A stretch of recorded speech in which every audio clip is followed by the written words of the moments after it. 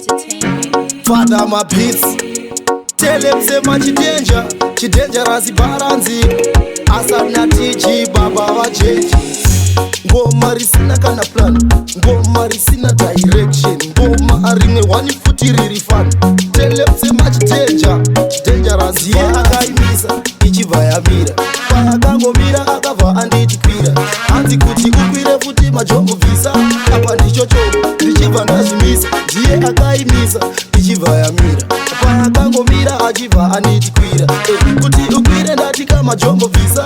Ipapo pafeya ndakabva ndatongozvimba. Kisha akaimisa ikaramba kumira, kanzi akaimisa ikaramba kumira. Iye akaimisa ichiva yamira, handina kuzokwira kozi kwanga kwatosviba. Ndichibva ndati dziya burusi, chibva pano newe iwewe ndatoita losi. Ichokwadi chandiri kukuudza nekutoti ndaziona kuti wakundishungurudza. Kunge ndaidanana nebhora kubva pandakakutora. Vanhu vese vakazongotanga kuti hure aparapinda mumamure. Dai uri mombe nhasi dai ndakudzora ndichidanana nebhora kubva pandakakutora. Vanhu vese vakazongotanga kuti hure hanzi rapinda mumamure. Ipapa rapinda mumamure.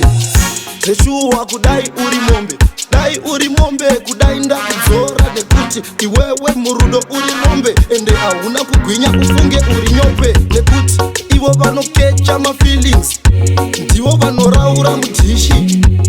Ana mutsotsa sini vanonyeperana kuti ndivo makini. Akaimisa andichibva yamira, paakangomira akabva andichikwira. Hanzi kuti ukwire futi majombo visa. Apa ndichocho ndichibva ndazvimisa. Ndiye akaimisa ichibva yamira, paakangomira achibva andichikwira. Kuti ukwire ndati kama jombo visa. Ipapo pafeya ndakabva ndatongozvimba. Kisha akaimisa ikaramba kumira, kanzi akaimisa ikaramba kumira. Iye akaimisa ichibva yamira, handina kuzokwira kozi kwanga kwatosviba. Ndichibva ndati dziya burusi, chibva pano newe iwewe ndatoita losi. Ichokwadi chandiri kukuudza nekutoti ndaziona kuti wakundishungurudza. Kunge ndaidanana nebhora kubva pandakakutora. Vanhu vese vakazongotanga kuti hure aparapinda mumamure. Dai uri mombe nhasi dai ndakudzora ndichidanana nebhora kubva pandakakutora. Vanhu vese vakazongotanga kuti hure hanzi rapinda mumamure. Ipapa rapinda mumamure.